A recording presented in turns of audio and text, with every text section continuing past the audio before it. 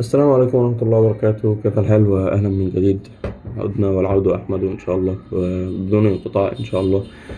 يعني بما إن النتيجة ظهرت والسمستر بدأ وبدأنا سكاشن ومحاضرات ورجعنا حياة الطلبة والكلام ده كله والأجازة خلصت، فعايزين نتكلم عن حاجة مهمة أوي ألا وهي النية. يعني إحنا كان عندنا نوايا كتير في الترم الأول وعايزين نعمل حاجات كتير ومش عارف إيه والكلام ده كله، ولكن خدنا الأجازة وخلاص.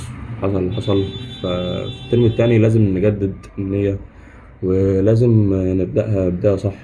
يعني مش عشان بس ربنا يكرمنا في اللي احنا بنعمله، عشان انت بتضيع حياتك وبتضيع وقت كتير قوي ووقت كتير قوي من يومك وأيام كتير قوي، إن أنت بتذاكر أو إن أنت بتشتغل أو إن أنت بتعمل حاجة أو عامة إيه هي. بتضيعها كده في الفاضي. طب ازاي نعمل ده كله وربنا يوفقنا فيها؟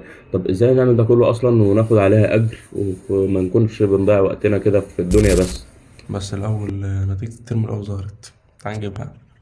شهر رمضان الذي أنزل فيه القرآن هدى للناس وبينات من الهدى والفرقان، فمن شهد منكم الشهر فليصمه، ومن كان مريضا أو على سفر فعدة من أيام أخر، يريد الله بكم اليسر ولا يريد هنا بكم العسر. هنا هنا هنا نقول الحمد لله. الحمد لله يعني الحمد لله. مش عارف، مش قادر اتكلم، بس نجحنا الحمد لله. إنما الأعمال بالنيات ولكل امرئ ما نوى. يعني حاجة كلنا عارفينها وعارف، يعني من الأساسيات ومن البديهيات إنها الأعمال بالنيات ولكل امرئ ما نوى. طيب وبيقول لك برضو العمل عبادة. يعني إزاي تخلي العمل عبادة وإزاي يعني أنت بتعمل مش بس للعمل ومش بس للفلوس ومش بس للسلطة والمهام والكلام.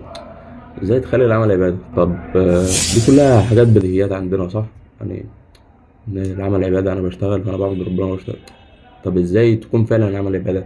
ازاي تكون فعلا مذاكرتك دي عبادة ربنا وتاخد عليها اجر وثواب فنتكلم عن شوية نوايا كده مهمين قوي في الترم التاني او مهمين قوي عامة في اي وقت وفي اي حاجة انت بتعملها.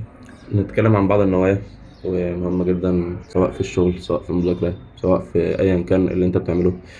أول حاجة وهي نية إتقان العمل، إن أنت تعمل اللي أنت تقدر عليه كله وأحسن حاجة أنت ممكن تعملها، وساعتها ربنا يجازيك عليها خير إن شاء الله. تاني حاجة ألا وهي دي هنتكلم عنها بالتفصيل شوية، أقولها لك إزاي، اللي هي تخفيف الآباء عن الآخرين، وإن أنت يعني ما تحطش حمل على غيرك وإن أنت تشيل مسؤولية نفسك، يعني سواء مذاكرتك أو ده كله أو شغلك. فإن أنت ما تحطش حمل على غيرك وتتعبه بسببك، فدي نية كويسة جدا. والنية التالتة هنقول بر الوالدين. يعني في كتير مننا داخل كلية أو في كتير مننا بيشتغل عشان أهله، ودي من أفضل النوايا اللي أنت ممكن تعملها لبر الوالدين. يعني بر الوالدين ده حاجة يعني مش صغيرة أوي، يعني مش صغيرة خالص، فحاجة مهمة جدا إن أنت تبقى بتذاكر ونيتك إن أنت عشان تساعد أهلك، نيتك عشان تساعد أهلك وعشان تفرحهم، نية رفع الجهل عن النفس ورفع الجهل عن أمة والكلام ده كله. إن أنت عارف كان بيقول لك إيه، العلماء ورثة الأنبياء. طيب ليه العلماء ورثة الأنبياء والكلام ده كله؟ يعني عشان لو أنت جاهل، لو أنت مش عارف أنت بتعمل إيه، فهتحاسب على جهلك ده. انت فعلا هتحاسب على جهلك ده. ليه ما عرفتش؟ يعني ليه كان عندك وقت تتعلم وما اتعلمتش؟ ليه كان عندك الفرصة ان انت تتعلم رغم ان هي مش متوفرة الملايين وانت ما اتعلمتش، او انت كنت بتتعلم كده وخلاص؟ فالنية دي ان شاء الله هنقدر عليها ان ترفع الجهل عن نفسك، مش بس ان انت بتذاكر عشان امتحان وخلاص، لا.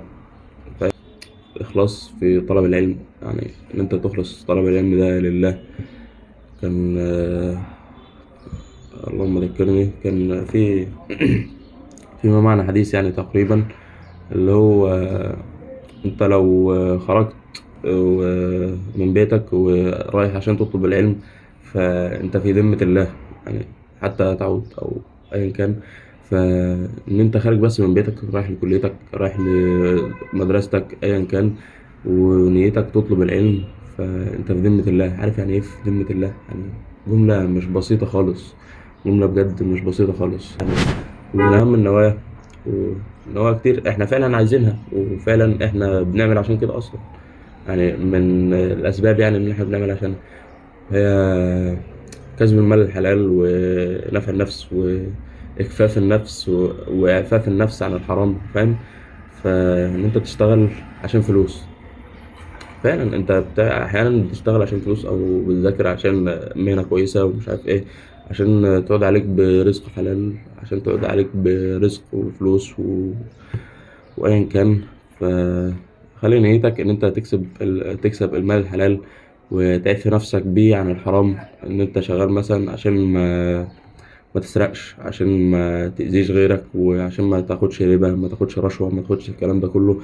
ف مش بس انت ساعتها هتبقى شغال عشان الدنيا، فانت كمان هتبقى شغال وبتذاكر، هتبقى بتعمل عامة وروتينك ده كله عشان آخرة كمان، وهتؤجر عليه إن شاء الله.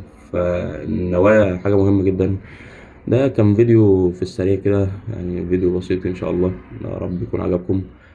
وبس عشان نجدد نيتنا ونجدد النوايا، واحنا بنبدأ كده سمستر 2، عشان ربنا يكرمنا إن شاء الله ويوفقنا. فبس أنا معكم محمد البسيوني، طالب في كلية الطب.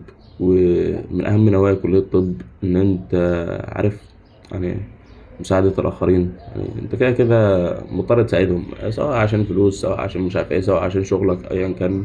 فأنت كده كده مضطر تساعدهم. طب ليه ما تساعدهمش وأنت نيتك حسنة؟ ليه ما تساعدهمش وأنت نيتك فعلا خالصة لله؟ فتكون خدت أجر، وتكون خدت العمل في نفس الوقت، يعني فاهم؟ فبس، في أمان الله.